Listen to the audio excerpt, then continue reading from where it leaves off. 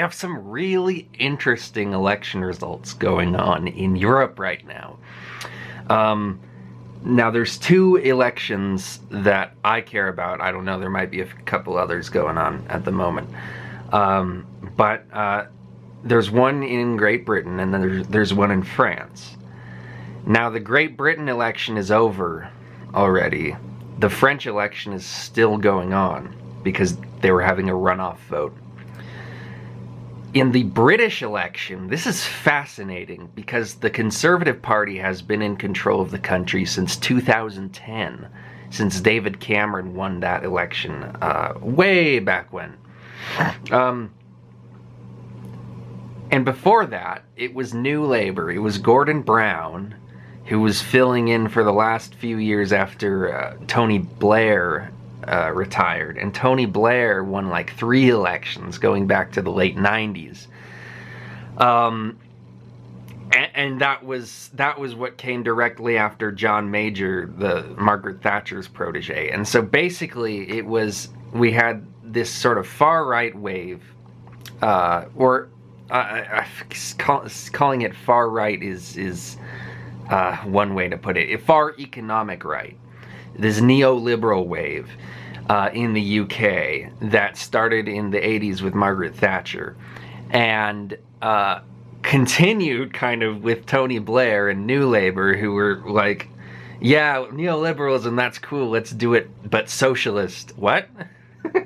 And then they get taken out by the Conservatives again, who have just been bricking it for the last, I don't know how long, since Brexit, you know, for the last 8 years or so. They've been just so unpopular, and yet they continue to win these elections. Even though, like, nobody's happy with the way the country is going. And I think that, you know, as bad as things are in the United States, I think there's a lot more kind of defeatism and pessimism and anger in the UK even than in the United States, which is really astonishing considering what we have to work with here. But yeah, so what's fascinating is not just that Labour won, but that Labour won an extreme landslide majority. It's so weird to me because it's just felt like for my whole life the Conservatives have had this sort of just default success. Like they're just sort of grandfathered in almost, because like I said, they've been having such a hard time keeping spirits up in the country, and yet they keep winning. Like they won, like when Theresa May held that snap election that everybody got mad at her for, they still won that.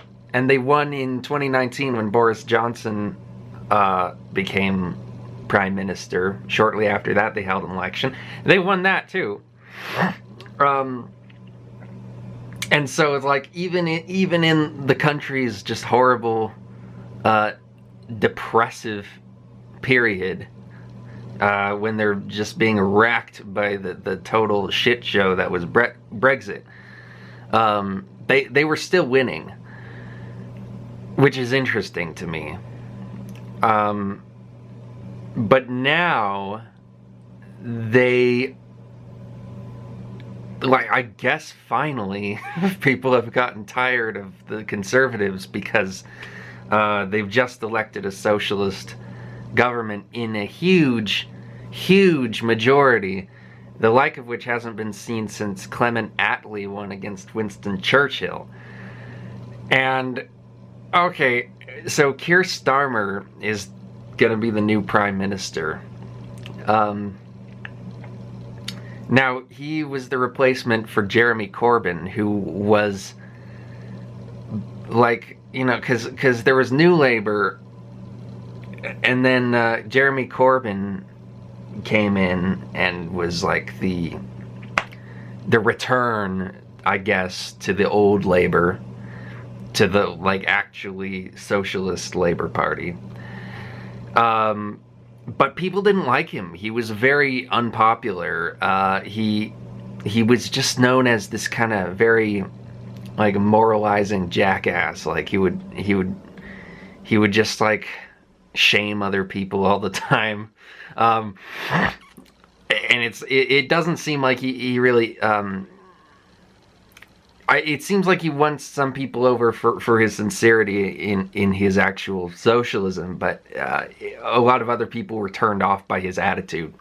But then he was excised for this bogus anti-Semitism charge, which, like, come on, Jeremy Corbyn, an anti-Semite, give me a fucking break. But that's just the state of the UK, that they just they're so broken that they can't even come up with real fucking reasons to dismiss people anymore. And so now they got this guy, this totally bland guy, to replace him, Keir Starmer, who seems to be kind of, I don't know, he doesn't seem to be as radical as Jeremy Corbyn, and I don't know exactly what that's going to mean, what kind of a prime minister he's going to be, what kind of a government this Labour government is going to be. For me, looking on the outside with you know, not a whole lot of information, it looks kind of up in the air. I don't know what they're gonna get out of that, but I did think it was interesting that there was such a big landslide victory for Labour, because I didn't expect that. But then the other election that's happening right now is the French election. That one's a little bit more interesting to me, because you know, we've never had in France a victory for the National Front in the legislature. Now they're called the National Rally. But it looks like there's a strong possibility that they will win this election. And I remember going back to the 2017 presidential election when Marine Le Pen was campaigning against Emmanuel Macron. They were the two leading candidates, and Macron won.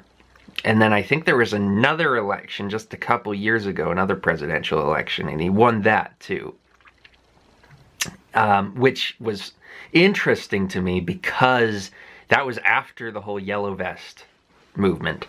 That was after the big protest against the gas tax that Macron's boneheaded centrist government decided to put in place to punish the average person who just has to drive his fucking car to get to work, in order to make a difference in carbon consumption in the country. It doesn't really seem to make a whole lot of sense to me, and it didn't make a whole lot of sense to the people in France, and so they started rioting. And I thought that was like, okay, we're done with centrism. But then, no, he wins another election. So clearly people are really concerned about this national rally. It seems like they really don't want this party in power. And it seems like they're the big answer, rather than the left-wingers, who I guess are now going into this coalition party called the oh God, what was it called? The New Something or Other. The New Popular Front, I think, which tends to happen when things get desperate. They coalesce a bit. And so, but it seems like the alternative to the centrists now is less so the left and more so the far right. But what's interesting about the far right in France is that they're not actually very far right. And this is going to be surprising to some people, but you see in the papers, in the headlines, on the news articles, far right, far right, far right, Marine Le Pen, far right, Jordan Bardella, National Rally, far right. That's always what they're termed. But then you actually look into the party, and it's like, far right? I don't see it personally. I don't. But what's interesting is that they're traditionally far right. So the National Front Party was founded by the father of Marine Le Pen, something Jean-Marie Le Pen, I think was his name, something like that. It was founded by that guy, and back then it was actually more of a far right party in the traditional sense. Probably something along the lines of British National Party. Like very socially conservative, very anti-immigration, very sort of nationalist and Eurosceptic. But what's interesting is that I looked into the details on this party because I was interested in why they were so popular, and of course they're in Europe, and so huge problem with tensions between white people and Muslims in Europe, and so that is going to attract a lot of people to what are termed far-right parties. But in the case of the National Rally, which, by the way, they changed their name from National Front to National Rally as part of this rebranding. They underwent a rebranding because of the leadership of Marine Le Pen, because she became the party leader, and she took it upon herself to basically do an overhaul of the party, what they were about, how they branded themselves. And it eventually resulted, and this was after she lost the election in 2017, they eventually changed their name from National Front, which sounds very violent, to National Rally, which sounds a lot more peaceful. And that's where she's taken the party, is in this peaceful direction. And so what do they still have from the old days? They still have Euroscepticism, they still have economic nationalism, and they still have anti-immigration. Those are the things that they still hold to, that Le Pen still holds to, that her protege, who's the leader of the party now, Jordan Bardella, still holds to. Those are the things that could still be considered, in a sense, far right. But it's not neoliberalism at all, obviously. I mean, economic nationalism is kind of the opposite of neoliberalism, so it's not far right in an economic sense, I would say. That's a protectionist ideology that, trying to... basically, they want the country to be in control of its own money. They want the country to be in control of its own borders. They want the country to be independent and to make trade deals that benefit them and not have to participate in trade deals that don't benefit the average French person. So it's a very populist idea in that sense. And I would not consider that like, I don't know, to me that's not really a right-wing idea. Because it's, it's not pro-business, but maybe it's pro-French business, rather than pro-international business. When you get into the more right-wing perspective on economics, these kind of terms start to break down a bit. But what's really striking is that part of this rebranding was that they wanted to get away from social conservatism, and so now the party leadership is making a point that they're not socially conservative in the way they used to be. They support same-sex marriage.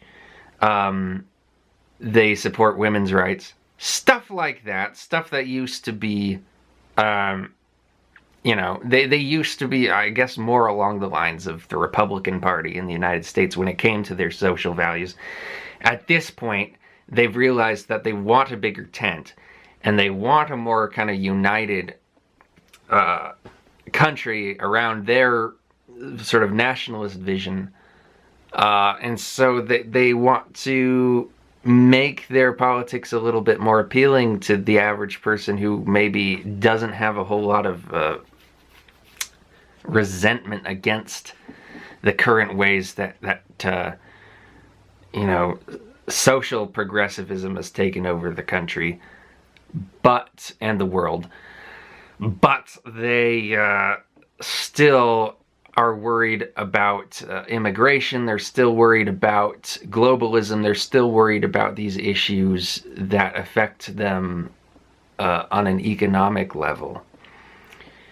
But then at the same time, this party also seems to support Israel, they support Putin, which is strange, although not since the war. It was pre-war Putin. They still thought that he was pretty cool. Don't know why, especially because he rigged the elections in his country. You'd think that they would have a problem with that. But no, apparently they didn't until the war started, and now they're anti-Putin. And so really it's more of a mixed bag. It's not, I would not consider this really far right in any proper sense. The only thing that really distinguishes them in that category is their anti-immigration sentiment. They want to put a stop to all immigration, which is, I guess that would be considered a right-wing position. It would also be considered a rather extreme position. But I don't know how necessary a solution like that is, or if it's a good idea or not to try to restrict or halt immigration. I don't know if immigration is the problem that a lot of people think it is, or what. That's just an issue that I've not the proper amount of perspective in order to comment on. And so for me, I see this as a big kind of reaction against the neoliberal centrists of Macron. And, you know, judging by that government's success, I kind of don't. To me, this is not as alarming as it is to other people. A lot of people look at this, they look at the headlines and see, oh yeah, far-right takeover in France, scary. But when looking into it, I think that this party has made an effort to rebrand itself. Now, I don't know what that is going to mean for the specific ministers who've been elected. Are these ministers generally going to be of the more Marine Le Pen style, or the more her father's style? Because she actually got her father exiled from the party when he said something questionable about the Holocaust. Not even overtly horrible about the Holocaust, just something a little bit questionable. She was like, no, we can't have that in our party. We can't have that representing us. And so she was like, yeah, Dad, you gotta go. You've been here too long, Dad. Go eat your pudding. And so she actually got the party to come together, and it was like a multi-stage process. Like the first thing she did didn't work, and he stayed in the party. And so she tried again. Like, she really wanted this guy out of her party, which is crazy because she joined that party because it was her dad's party. And then she's like, no, Dad, you gotta go. We don't need you anymore. But that really shows the dedication, I think, involved in this rebranding. It wasn't a half-hearted effort on her part. And so I don't know how much, and of course that extends to the current party leader, who got into the party more because he was a Le Pen fan than he was a National Front fan. And so it really makes you wonder how much of this is affecting the individual ministers who've been elected from this party, and how much of it is just on the high level. Because really, I mean, you can look at what the party platform is, but then you have to also look at who is running with this party, and why they're running with this party, and what this party means to the people who are involved in it on the bottom level. And that was the whole issue with Mosley and the BUF that I've talked about before. Like, Mosley might have been great in his own ways, but then he tried to lead this movement all around his ideas, and I don't think that the fascist movement in Great Britain was ever as great as Mosley's ideas for it were, because it's about way more than just him. It's about the other people who join it, and what are their reasons for joining it. And so that's really more what I'm concerned about. I'm not really concerned about the leadership of the National Rally. I'm curious about how the National Rally is going to fare when it comes to being in control of the legislature, and what that will mean. But I can't imagine it'll be quite as alarming a situation as a lot of people seem to think, just from hearing about it. And I see this, I actually kind of almost welcome it as a break from the kind of the Macron neoliberal centrism that I think that has not benefited the country. But then the issue then is that there's so much Euroscepticism, and that is going to cause a whole clusterfuck, I think. Because that's what happened with Brexit, when Nigel Farage introduced this idea, hey, let's get away from the EU. It opened up a floodgate that totally just ruined what little faith people had left in their country's politics. And, ooh, man, I can see that same thing happening in France.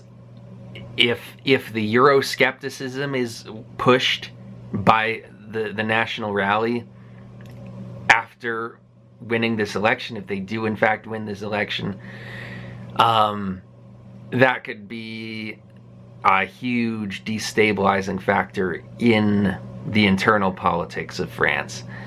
And I don't know, because they're going to want to leave the EU probably, and that obviously could have disastrous consequences. So on the one hand, I'm kind of like, yeah, get rid of Macron, yeah, a little bit of populism in this country again, rebranded, not as bigoted as they used to be. I can kind of get behind that. On the other hand, I'm like, ooh, you really put the the wild animal in charge of the country now. Let's see where this goes. So 2 elections in Europe, very interesting elections. I want to hear your thoughts.